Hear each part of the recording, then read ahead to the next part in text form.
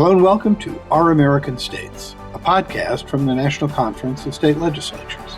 I'm your host, Ed Smith. Most state legislators from both parties are going to be naturally resistant to this sort of mid-decade redistricting because it is very disruptive and is disruptive to their own elections as well. That was Erin Covey, who leads coverage of the U.S. House for the Cook Political Report with Amy Walter. She's one of my guests on this podcast, along with Helen Brewer, who tracks redistricting legislation and developments for NCSL. The last year has seen an unusual spate of mid-decade redistricting. It was initiated by President Trump in 2025 when he urged the Texas legislature to redraw maps to favor Republicans in hopes of helping the GOP hold the House in the 2026 midterms. Covey explained the change to congressional maps in Texas, California, Virginia, and other states, and discussed how the Supreme Court decision in a Louisiana case involving the Voting Rights Act could affect numerous districts over the next few elections. Brewer offered some perspective on the history of redistricting, including mid-decade redistricting. She also discussed the basis and ramifications of the Supreme Court decision in Louisiana versus Callais. Here's our discussion, starting with Erin Covey. Erin, welcome to the podcast. Nice to see you. Hi, Ed. Good to see you too. Well, Erin, we spoke a few weeks ago when we thought this redistricting issue was pretty much settled, and we were wrong. It's been a hectic few weeks. Head spinning, I would say, even. Changes in lots of places. We'd already seen some changes in Texas and California, then the vote in Virginia, but then we had the Supreme Court hand down a very significant decision. And even as we speak here toward the end of May, some state legislatures are still looking at changes. So if you're listening to this, there may even be changes between when we're talking today and when this is published. But to start, let's go back to 2025, and why don't you walk us through the origins of this mid-decade redistricting and what we're seeing in a number of states? How did this ball get rolling? So in terms of this cycle, there are kind of two answers to that question. The first reason that this started was back last summer when President Trump leaned on Texas members of Congress to allow the state legislature to redraw their lines, which was something that, a lot of these incumbents were not on board with. Obviously, redrawing lines in the middle of the decade is not ideal, both for constituents and for the members of Congress who represent them.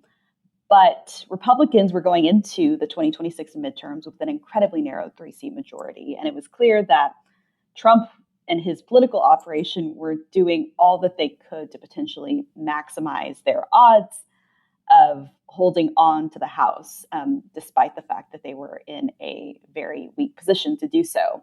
So we saw Texas Republicans redraw their map in a way that would allow them to pick up as many as 5 more seats. Half of those are very much in play still.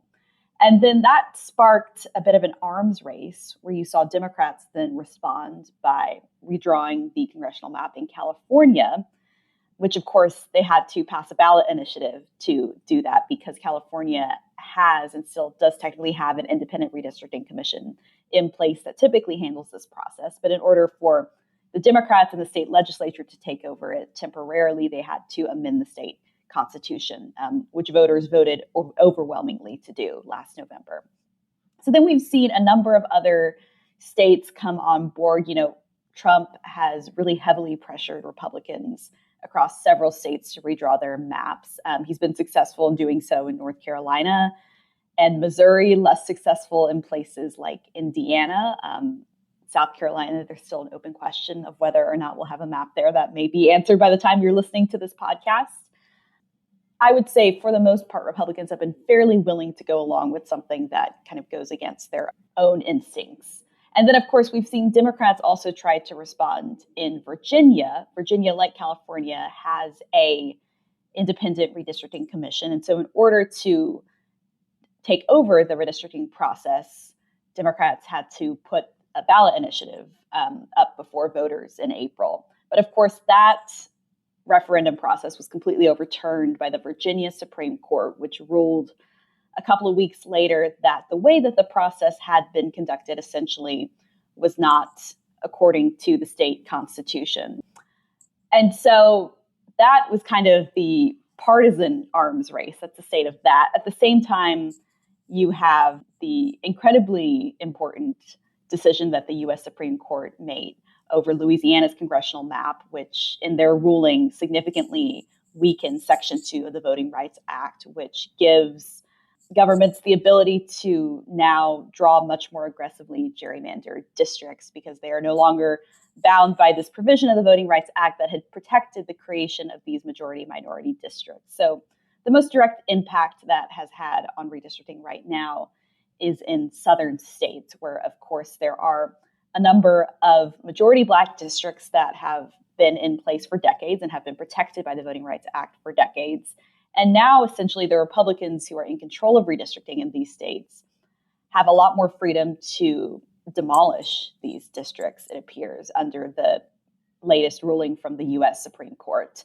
So we saw the ruling from the U.S. Supreme Court, of course, that overturned Louisiana's map directly, but then we saw a number of other southern states, Alabama and Tennessee and South Carolina, also take up redistricting in response. And then on top of that, you also had states like Ohio and Utah that redrew their maps this cycle as a result of long-standing battles over their lines that dated back to the 2022 redistricting cycle. Ohio's new map slightly benefits Republicans, but was really a mixed bag for them. And then Utah's new map will allow Democrats to easily pick up a seat there.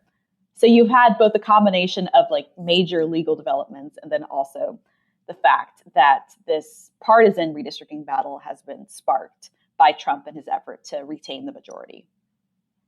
Well, like I said, head-spinning developments.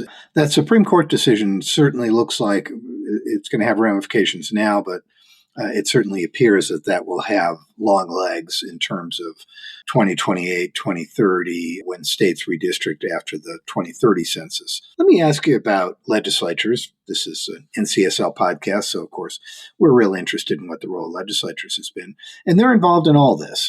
As you point out, in some cases in Texas, the legislature was able to make this decision without going to the voters. In Virginia and California, they did go to the voters because they have redistricting commissions. But what else have legislatures done? You mentioned Indiana. What other reactions have we seen from legislatures as they've been faced with this issue? Yeah, look, I mean, I think most state legislators from both parties are going to be naturally resistant to this sort of mid-decade redistricting because it is very disruptive and is disruptive to their own elections as well. In a lot of states, they've had to push back primary dates, which of course affects their own reelection prospects.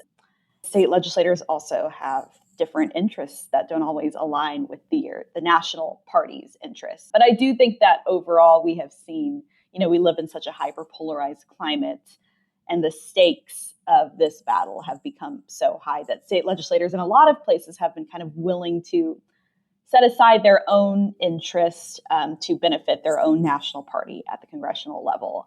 But it has been mixed. So we saw Republican state legislators in Missouri and North Carolina, Tennessee, Alabama have been very quick to redraw their congressional maps. But there has been resistance among Republicans in Indiana, most consequentially, because in Indiana, you saw a really heavy push to go forward with the new map that was passed by the state House, but was then not passed by the state Senate because a large number of Republicans opposed redistricting.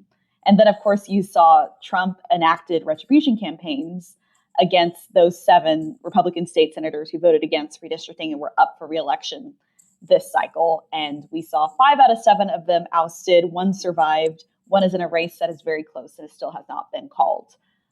They face consequences for that. And it'll be interesting to see how that affects the view of state legislators in a place like South Carolina, for example, where there has been some resistance among Republicans, again, in the state Senate to redrawing their maps. And, for a lot of these state legislators, they have close relationships with the members of Congress, particularly members of Congress who have been there for a long time. And someone like Jim Clyburn, who has represented the state's lone blue district, for a very long time now, they may have an interest in having one Democrat in their delegation because that gives them the ability to, have more sway with a Democratic presidential administration in theory. It's been a pretty mixed bag. On the Democratic side, you've also seen a mixed reaction in terms of how willing state legislators are to redistrict. In Maryland, the state house was very willing to redraw their map this cycle, but in the state Senate, there was quite a bit of resistance, particularly from the state Senate president, Bill Ferguson. And he also is now in a primary that has been spurred by his resistance to redistricting, despite the fact that he was under a lot of pressure, both from the National Party, from Jeffries, but also from the governor, Wes Moore, and from the leaders in the state house who were supportive of redistricting. You've also seen in Illinois, there was a push to redistrict that also went nowhere because of resistance from state legislators. So it's been really interesting to see this play out in blue states as well as red states. And, I think going into 2028, because of the Supreme Court's decision on the Voting Rights Act, we'll probably see a couple of other southern states take up redistricting in 2028. And then there's going to be even more pressure on other blue states to redraw their lines in response to the Republican gains. And that could be in places like Colorado, New Jersey, New York, Washington, Minnesota. These are places where Democrats have all talked about redistricting, but I think it remains to be seen how willing some of these state legislatures are to go along with the process. Aaron, let me ask you about this Supreme Court decision. Elsewhere on the podcast, Helen Brewer from NCSL gets into the nitty-gritty of the decision, but I wonder from your perspective, how many seats could this change from Democrat to Republican over the next few cycles? Yeah, that's a number that's difficult to judge because in some places, particularly in places like Georgia, for example, in Texas, which also have very large suburban populations that have changed politically over the past decade, it's not as simple as just like cracking open a Black majority district and dividing it up into red seats that would be easy for Republicans to hold. That's what Republicans are able to do and will be able to do in places like Louisiana, Alabama, Mississippi, Tennessee. And so this it could potentially affect, around a dozen seats, I would say, across the South. But I think the political realities of having to redistribute all these voters could prevent Republicans from totally, I think, maximizing or wanting to totally maximize their power there. I think it really remains to be seen in terms of the seat gain. I've seen a number of different projections. Some have been a lot scarier for Democrats in terms of the number of seats that could be targeted. In the short term, look, we're seeing in Alabama and Louisiana and Tennessee and maybe South Carolina, one Democratic seat in each of these states get drawn out. Republicans could go further in both Louisiana and Alabama and draw out a second majority Black seat there and go back to the drawing board. I don't know if they will do that in 2028. It wouldn't entirely surprise me because, again, these are areas that are very racially polarized and are, pretty red-leaning states for the most part, with the exception of these urban areas that are majority Black. That could certainly have a really significant impact on Democratic power in the South in particular. You and I have discussed this question before, and I wonder what your opinion is now. Are we at the end of this for the 2026 cycle? Have we finally gotten to the point where deadlines are going to determine how much more can be done, or is there still stuff you think is going to happen?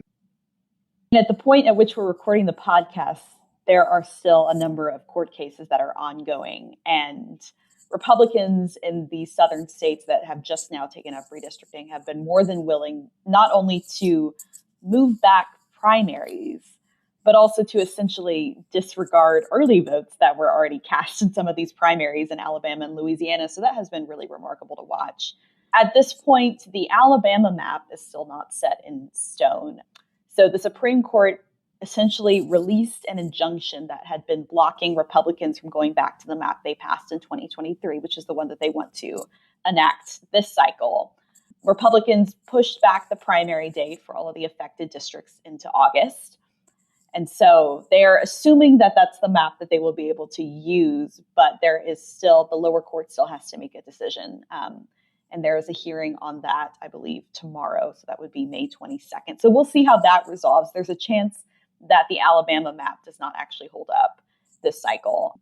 In Tennessee, there are also multiple lawsuits, both under federal law and state law, over their redrawn map, which completely cracked the lone blue seat in Memphis into 3 deep red seats. And then in Florida, there is also a case over the map that was redrawn there, because in Florida, actually, there is a state law that bans partisan gerrymandering. So we'll see how that case is resolved. And then finally, yes, the South Carolina redistricting process as we speak is still in the middle of happening. And, we'll see what the state Senate does. There was a map that was passed by the state House that would put Jim Clyburn in a district that would be difficult for him to win. But we don't know, the final end of that story. And South Carolina, they have a June primary. They will probably need to push that back if this process takes much longer. A few weeks ago, people who watch this space closely, people like you, I think thought maybe this isn't all that consequential for all the sound and fury that we've had over the last year. Now, a few weeks later, with all the developments you've just been discussing, it does look like Republicans have something of the upper hand, but I wanted to revisit that question with you. Where would you say things stand now? How much has this changed the playing field for the 2026 congressional election? Prior to the Supreme Court's decision on Callais and prior to the Virginia Supreme Court's decision, it looked like the net effect of all this redistricting was going to be a wash, with neither party picking up a significant number of seats on net. Now that has changed, so Republicans do have a structural advantage in the redistricting battles, but it is still not enough to protect them from losing the House necessarily. And the way we see it, Democrats do still have an advantage in winning the House in November because the national environment favors them so much based on all the traditional metrics that we look at when we are handicapping these House races in a midterm cycle. Trump's approval rating is very low. It's plummeted below 40%. A lot of that is driven by frustration over the Iran war and rising gas prices, but it was low before due to the state of the economy and frustration with Americans over that. And then, of course, we've seen Democratic enthusiasm is much higher than Republican enthusiasm, despite the fact that a lot of Democratic voters don't like the leaders of their own party. They're still more than willing to go out and vote for Democratic candidates in these elections and special elections and off-year elections. And in primaries, we've seen that too. And so all of the environmental factors still look good for Democrats, for sure. Our estimation in terms of how much this affects the playing field is that Republicans will probably net maybe another 5 to 7 seats as a result of redistricting. A total best case scenario for Republicans is they maybe net closer to 12 seats, but that's assuming that they win a lot of these new districts that were drawn in Texas and in Florida that are still quite competitive. There is a world in which Democrats hold all 4 of the seats that were redrawn to favor Republicans in Florida, just because of the fact that a lot of these districts have large Hispanic populations, and there has been a lot of backlash among Hispanic voters to Trump, even though they had moved towards him significantly in the 2024 election. And so that is still an open question. I mean, if you put that into perspective, say Republicans draw themselves an additional 5 seats effectively on net, that gives them basically an 8-seat majority, adding that to their 3-seat majority. And in the average midterm cycle, the party out of power has picked up 24 seats on average. Even in 2022, which wasn't a great cycle for Republicans, Republicans still picked up 9 seats in the House. So having an effectively 8-seat majority is very much not a guarantee to hold the House. And it also is not, it doesn't even really give Republicans an advantage. It looks like Democrats still have an advantage in that battle. So definitely makes things harder.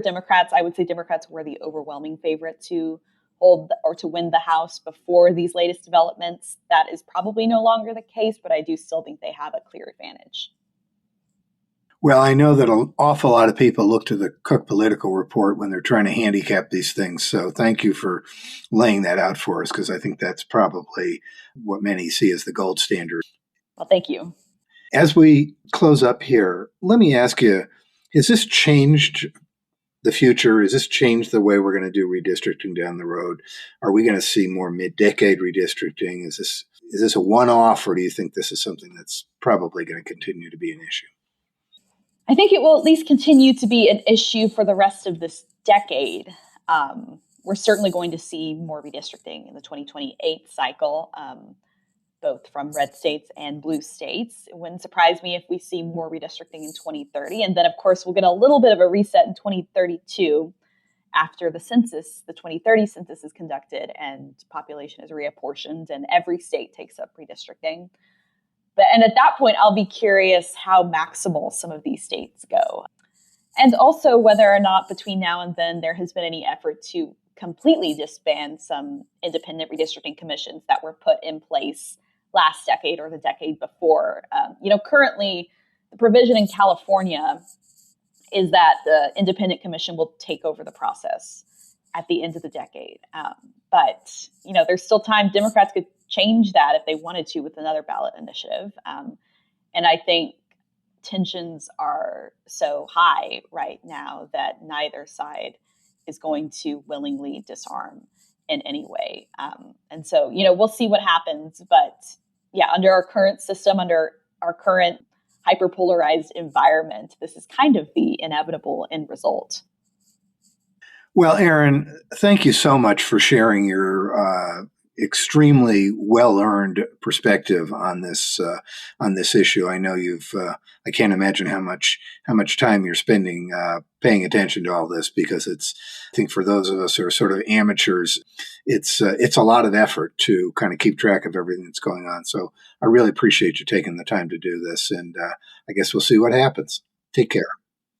We will see. And if you subscribe to the Cook Political Report, you can see our redistricting tracker, where I try to keep this updated with developments as they're happening in all these states. But we also have our kind of overall range of results from all of this redistricting on that page as well. I'll be right back after this short break with Helen Brewer from NCSL.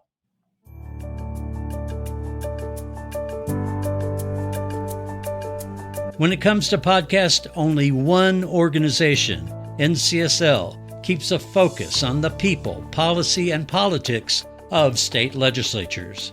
Each episode of our podcast offers behind-the-scenes insights into the legislative process. First, the program Our American States provides in-depth discussions twice a month on key state policy issues shaping our nation. Or explore bipartisan dialogue with our special series Across the Aisle, where diverse political perspectives converge to create constructive conversations in state legislative chambers. And for history buffs, we've also produced a 6-part series called Building Democracy, the Story of State Legislatures. Listen to learn more about the creation and development of the first branch of government in the United States. Stay connected, stay informed. Subscribe to these programs now on your favorite podcast platform. Learn more at ncsl.org.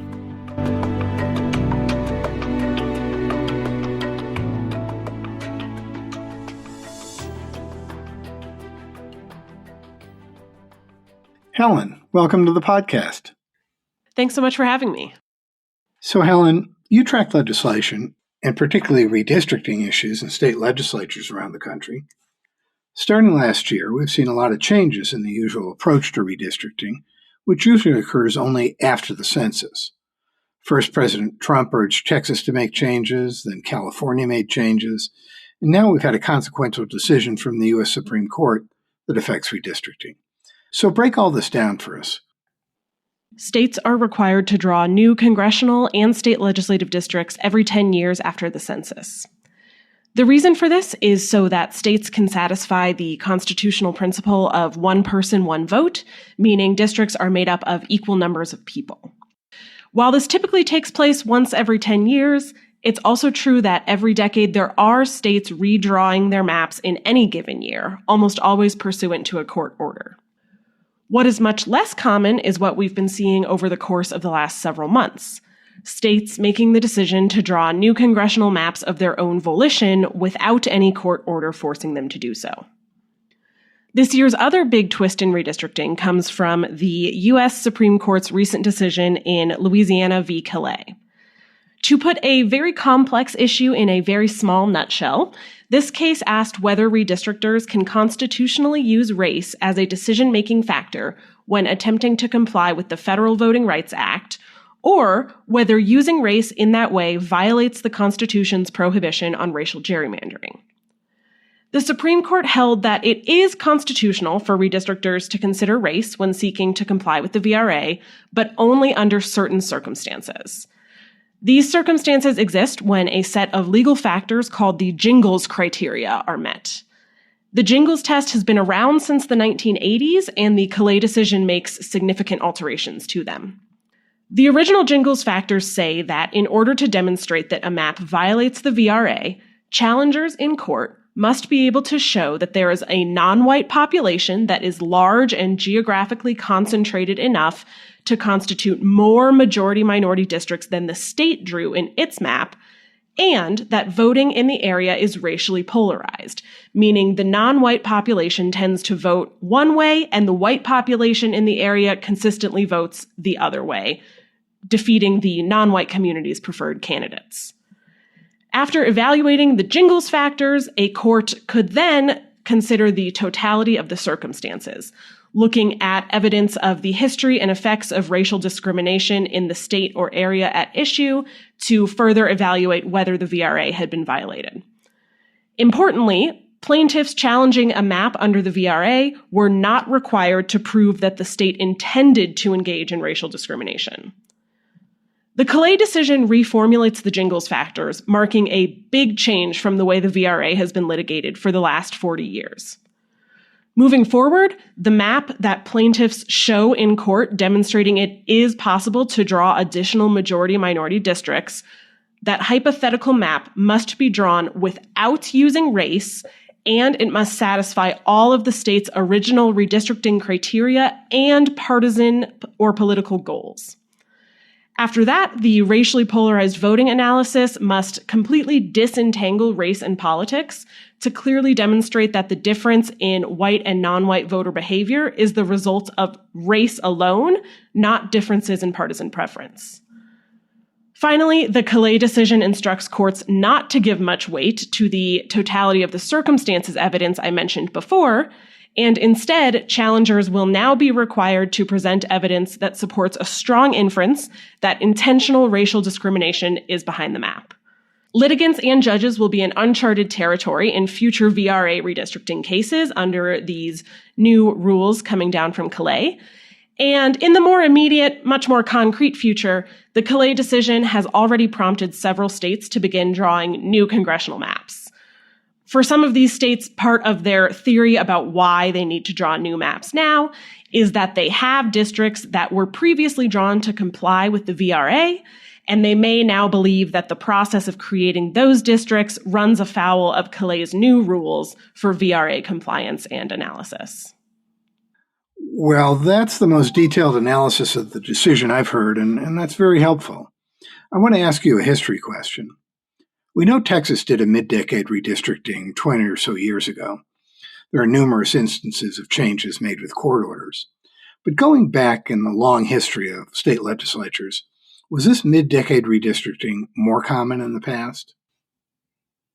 The historical research that is out there that I have taken a look at and have found very helpful shows that mid-decade redistricting absent a court order, so that type of mid-decade redistricting we've just seen recently that feels atypical for us, was not uncommon in the 1800s in particular.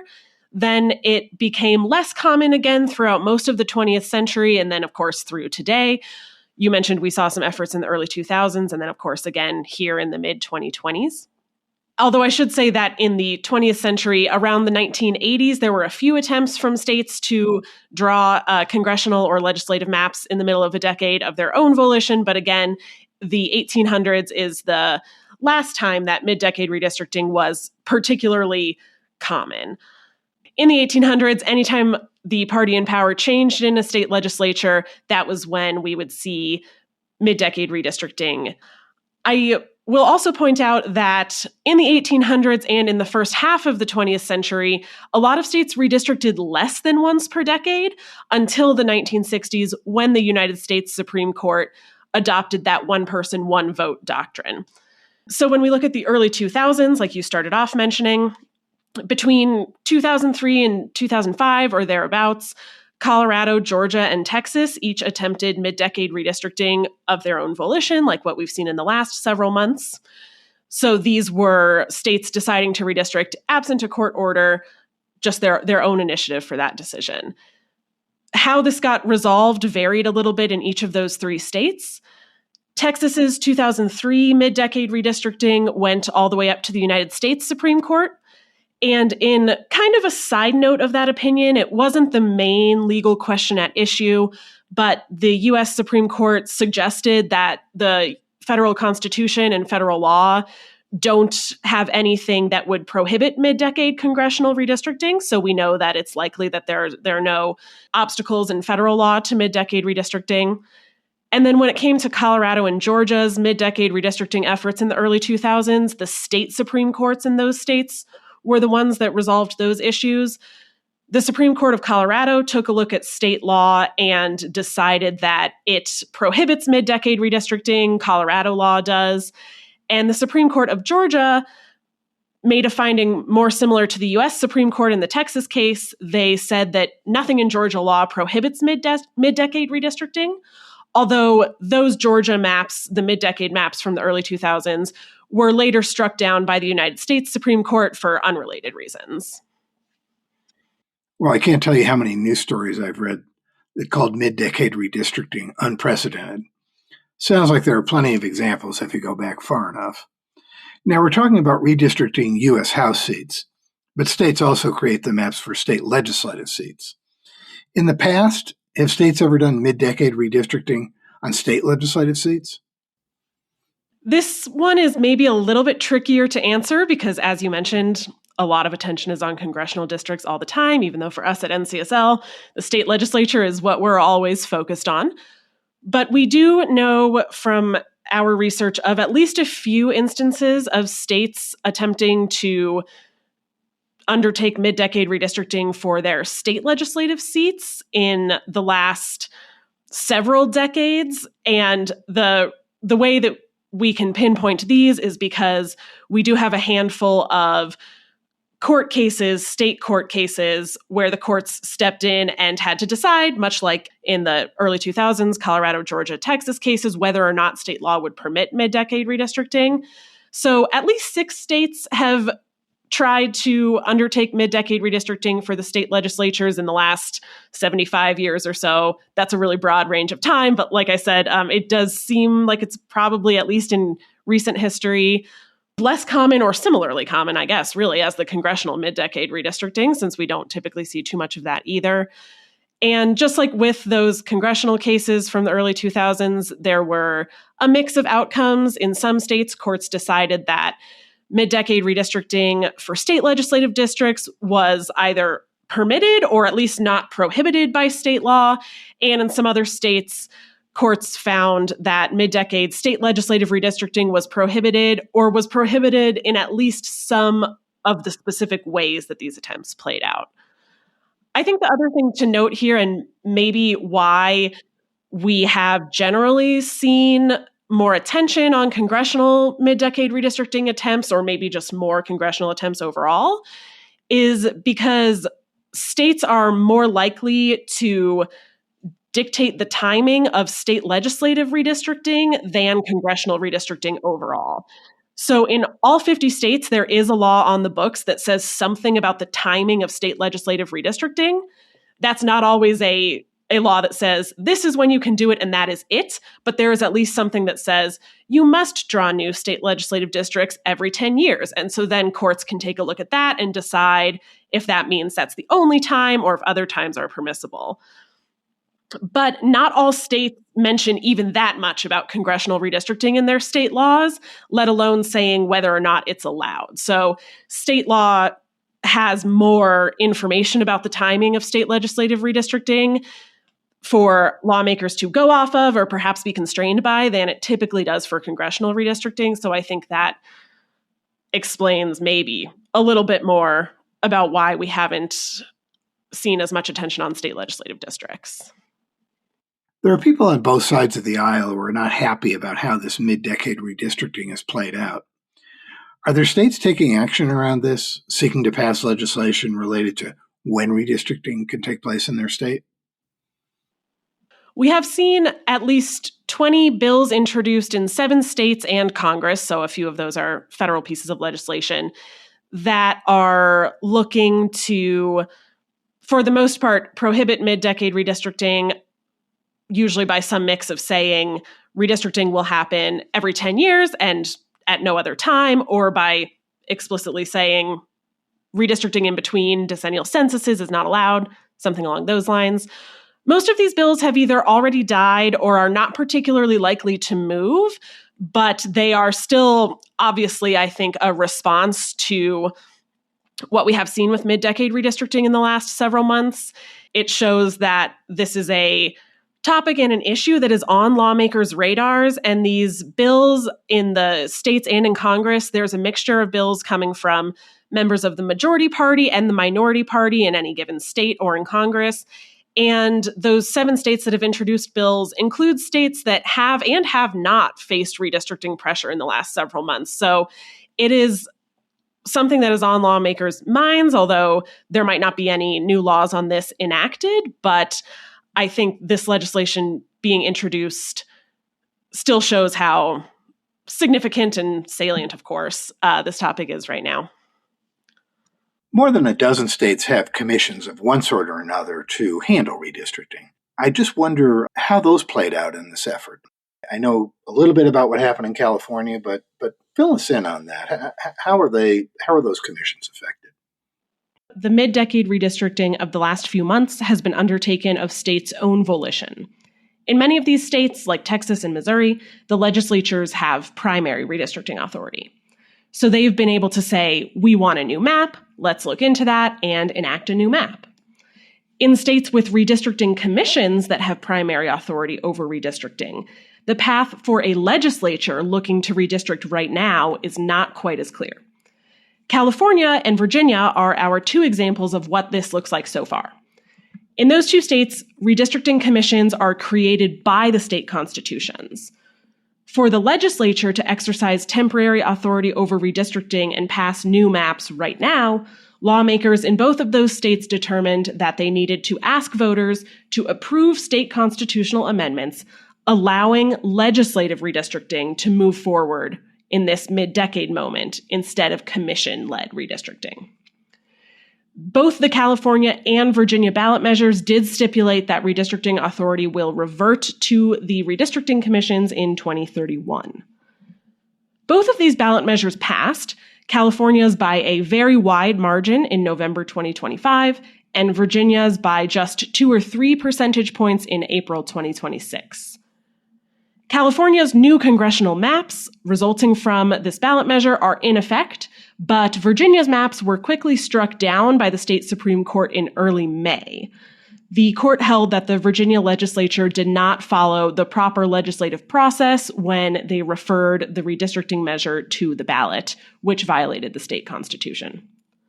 Over these last few decades, voters have commonly approved measures taking authority away from legislatures and giving it to redistricting commissions. And the last interesting thing to note here is that the results in the California and Virginia ballot measure elections, despite the ultimate fate of the Virginia map, are the first time that we have ever seen voters affirmatively decide to go the other way from commission back to legislative redistricting.